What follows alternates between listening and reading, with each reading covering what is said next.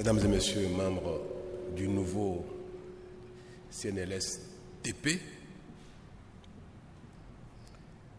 mesdames et messieurs, représentant nos partenaires techniques et financiers,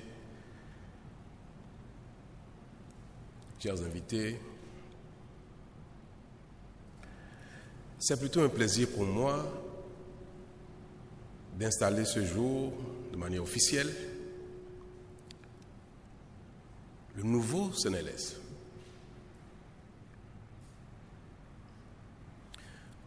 Contrairement à ce qu'indique son nom, Conseil national de lutte, le CNLS pour moi n'est pas véritablement un instrument de lutte contre le mal, la maladie. C'est un instrument de bien-être social. C'est un instrument économique. C'est un instrument de développement.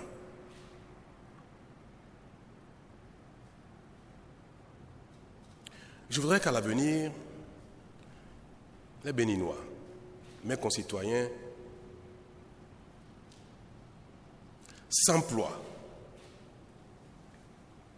à mettre en place, chacun à son niveau et collectivement, et ce avec volonté, détermination et même acharnement, tous les instruments qui concourent à notre bien-être, de manière générale, tout simplement. La vie est la richesse principale, voire unique, dont nous sommes dotés. Vivre, c'est le bonheur, le bien principal. Vivre, c'est pas exister. Vivre, c'est exister en bonne santé. Vivre.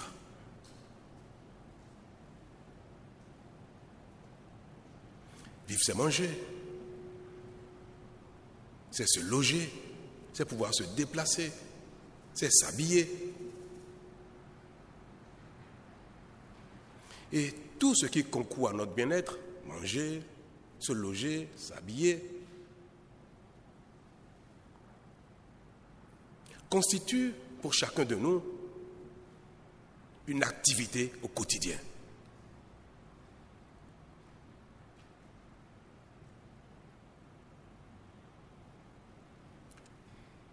Tout ce qui concourt à la vie est un bien marchand, est un bien économique. La santé est également un bien économique. Les instruments de bien-être qui sont destinés à nous conférer la bonne santé sont des biens économiques. Installer une structure, un organe de commerce, d'industrie, de communication ne vaut pas plus qu'installer un organe, une structure de bien-être sanitaire. C'est pour cela que je ne suis pas dans un état de peine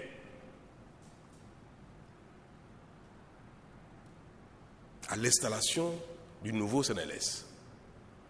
J'ai le même enthousiasme que celui qui m'anime quand je parle d'économie, de développement, de commerce.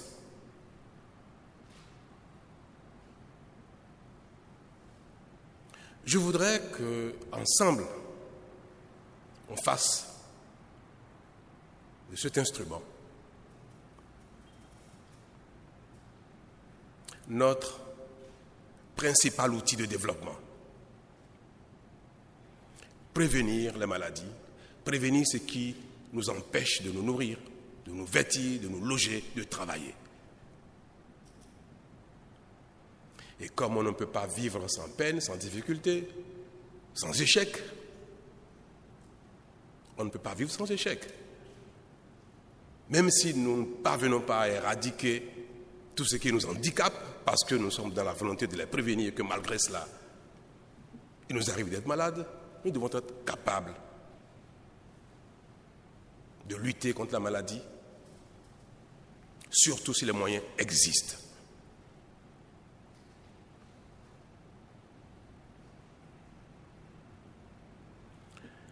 Lutter contre le paludisme.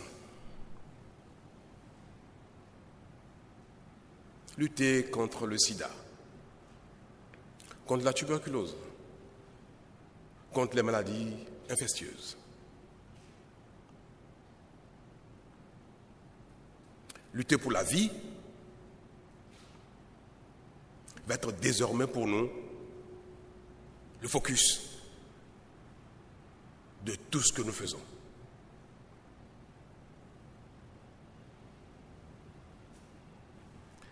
Nous allons mettre les moyens par nous-mêmes d'abord.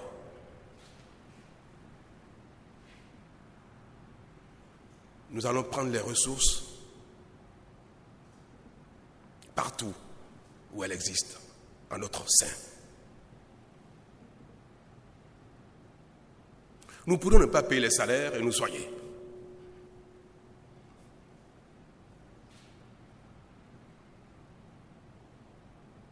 Si nous soigner devra demain engendrer une explosion des impôts, nous allons le faire.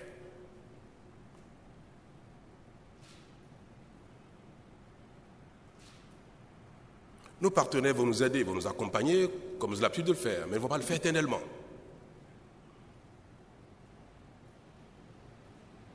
Aucune aide ne provient du ciel, surtout quand elle est matérielle.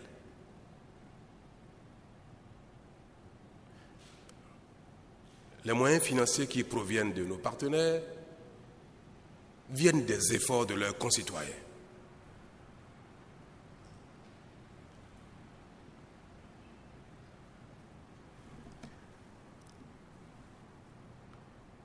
Nous avons mis en place une nouvelle structure que nous appelons le CNSTP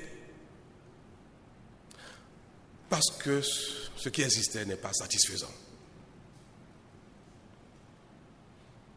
J'entends dire que au Bénin, la prévalence du sida a un taux les plus faibles de la sous-région. Je n'éprouve aucune satisfaction. Dans tous les cas, même si c'est vrai qu'il faut en être satisfait, ce n'est pas de notre mérite. En tout cas, ce n'est pas du mérite du gouvernement actuel. C'est la situation que nous sommes venus trouver. Nous n'allons pas nous en contenter. Mais ce qui me désole le plus,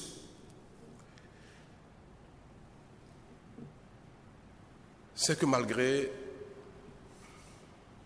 cette prévalence apparemment prétendument faible, nous ne faisons pas beaucoup d'efforts pour contrôler l'existant. Je préfère voir un pays qui a eu un taux de prévalence très élevé, 2 fois, 3 fois ce que nous vivons ici, mais qui maîtrise le mal.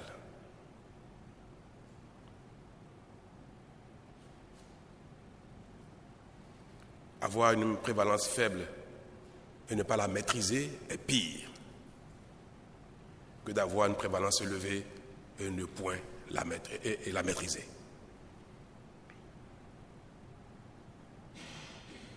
Combien de ceux qui statistiquement seraient porteurs du virus, du sida, combien de ceux-là connaissent le statut sérologique? Combien de ceux qui connaissent le statut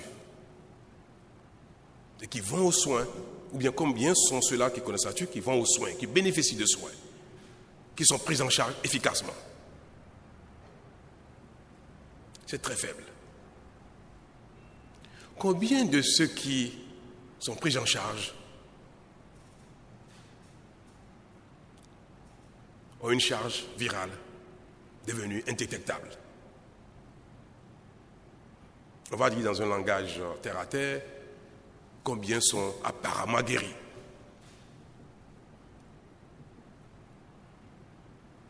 Et qui ne sont plus en passe de transmettre? Combien? Les taux sont excessivement faibles.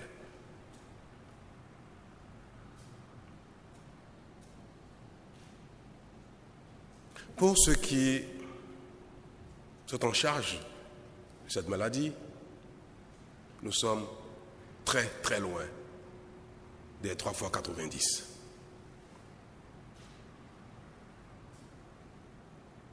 Et c'est cela qui doit attirer notre attention et nous permettre de mettre en place une politique plus dynamique, plus volontariste, plus ambitieuse. Le palu qui handicape tant nos populations, qui érode de notre PIB de peut-être 20%. C'est énorme. Pourtant, le paludisme est facile à maîtriser par la prévention et la prise en charge, par l'assainissement du cadre de vie.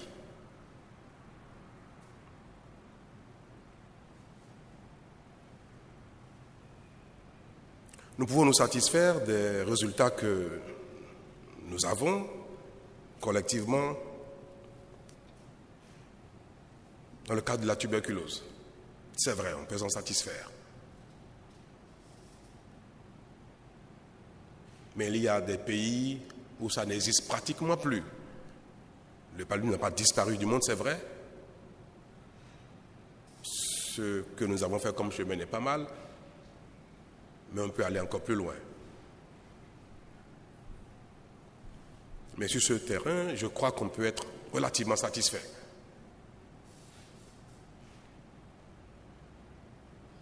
Notre dispositif de veille pour prévenir les épidémies subites. Quand on analyse, ça donne froid.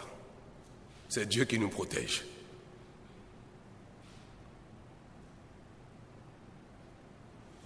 Mon gouvernement a pris comme option fondamentale de développement économique le secteur du tourisme. Nous comptons investir beaucoup de nos ressources. Nous comptons investir massivement dans le secteur.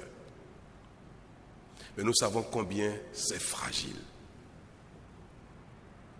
On aura beau avoir le pays le plus attractif du monde en matière touristique, en matière de patrimoine touristique, en matière d'investissement hôtelier. Le jour, une maladie du genre Ebola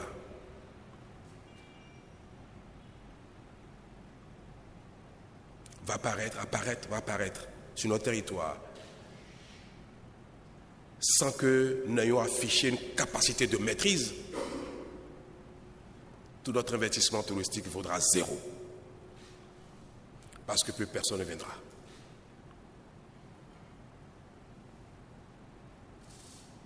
On ne met pas les pays en quarantaine pour terrorisme.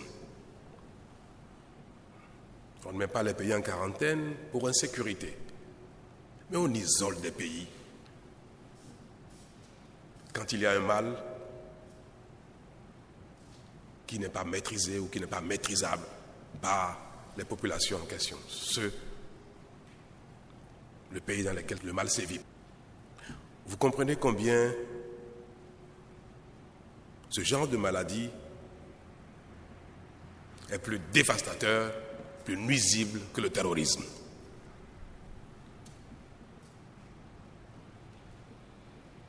Et c'est pour cela que notre politique de développement, d'investissement, doit peut-être commencer par là.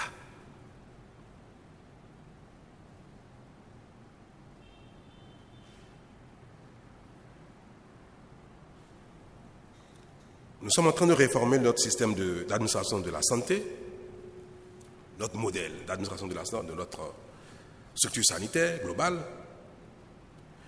Nous avons décidé de mettre en place l'ARCHE,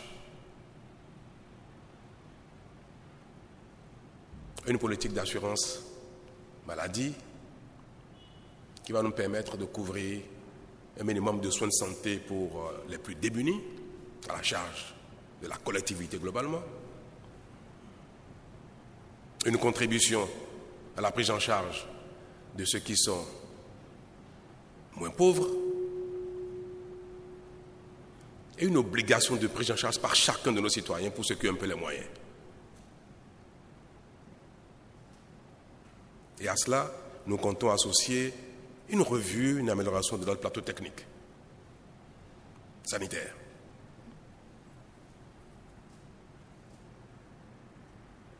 Toute chose qui constitue le minimum. Et puis nous allons devoir mieux nous organiser pour manager tout ça.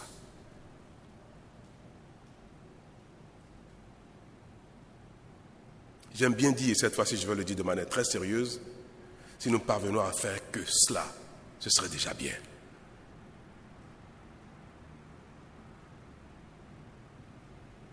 Mesdames et messieurs, chers invités, le Conseil national de lutte contre le sida, le paludisme, la tuberculose, les maladies sexuellement transmissibles, les épidémies, a fait peau neuve.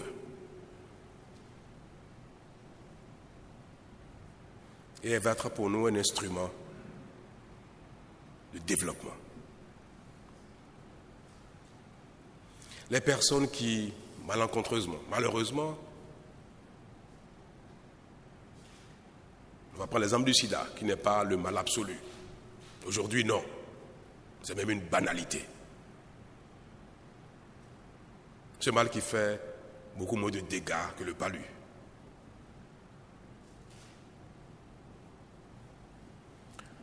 Notre CDLS va se fixer comme objectif dans les 4, 5, 6 ans à venir maximum d'atteindre les 3 fois 90. Et nous allons, sans baisser la garde, nous allons banaliser le sida.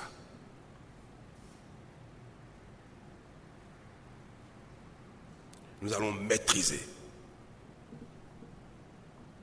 le sida.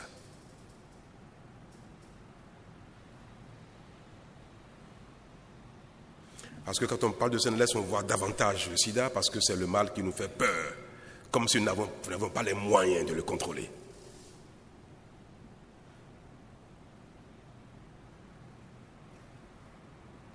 J'ai peine à constater que les ARV ne sont pas disponibles dans un pays où on nous donne de l'argent pour mettre en œuvre notre politique en la matière. J'ai du mal à comprendre que c'est quand il n'y en a plus qu'on commence à courir pour en acquérir.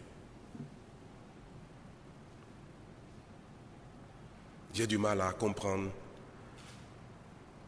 qu'on ne puisse pas, à Cotonou, à Porte-Novo, mesurer la charge virale d'un enfant qui a été contaminé à la naissance.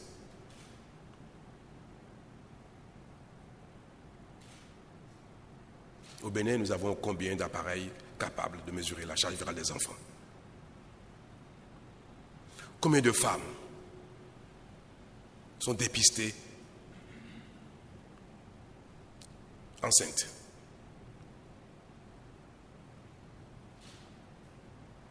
Combien de nos concitoyens sont concernés par notre politique D'autant que cette politique ne s'exprime que dans le secteur public. Pourtant, plus de la moitié de nos concitoyens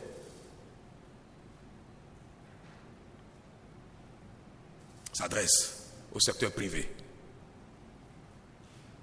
Nous n'avons aucune politique de prise en charge de ce mal à travers le dispositif, le secteur privé.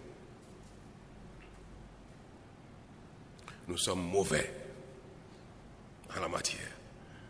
Nous sommes nuls jusque-là.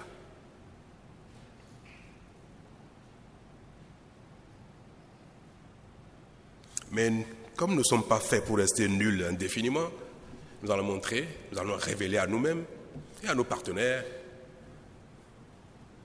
qu'en la matière également, le Bénin va se révéler. Donc c'est mon ambition.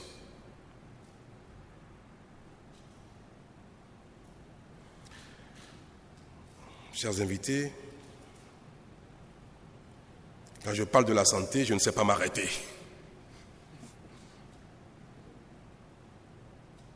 Mais je voudrais compter sur vous, sur les membres du nouveau CNLS. Vous et moi, qui nous installons aujourd'hui pour mesurer la responsabilité qui est la nôtre et pour agir. Je voudrais pouvoir compter sur vous et vous prier de compter sur moi. Je serai moi-même.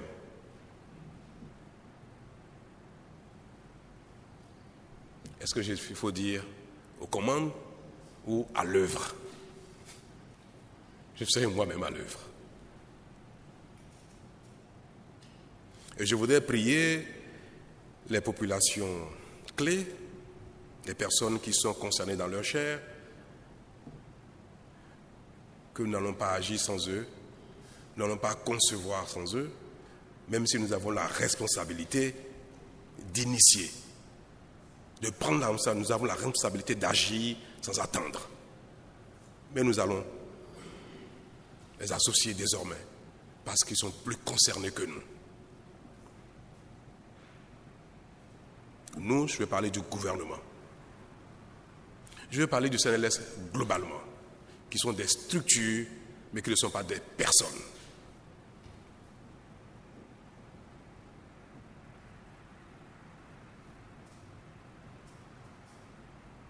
Je voudrais rassurer le représentant des personnes vivant avec le VIH qui vient de parler que les choses vont changer.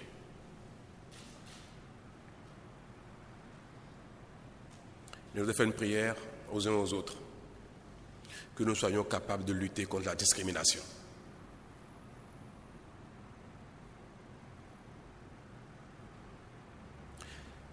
C'est le mal essentiel qui peut inhiber nos efforts.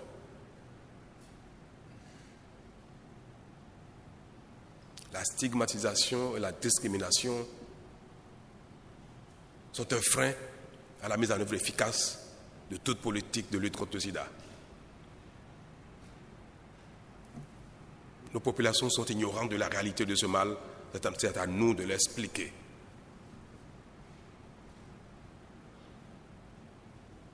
Je voudrais donc pouvoir compter sur chacun de nous pour faire des maladies, celles qui sont citées, qui relèvent des prérogatives du CNLS, TP, des banalités. Banalité ne veut pas dire qu'on banalise, mais des choses qui ne nous effraient plus, des choses que nous maîtrisons. C'est ce que nous allons maîtriser à l'avenir, des choses que nous allons dominer à l'avenir.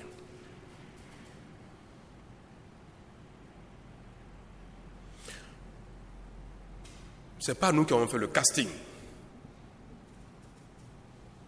Je ne peux pas répondre de la majorité des membres du Conseil. La plupart sont désignés par les structures représentées au CNLS.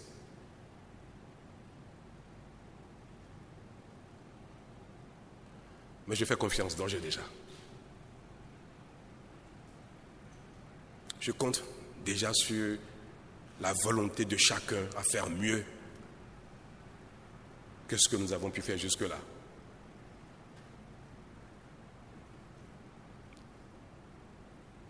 Je vous félicite d'ores et déjà pour les succès que nous allons avoir. Je vous remercie.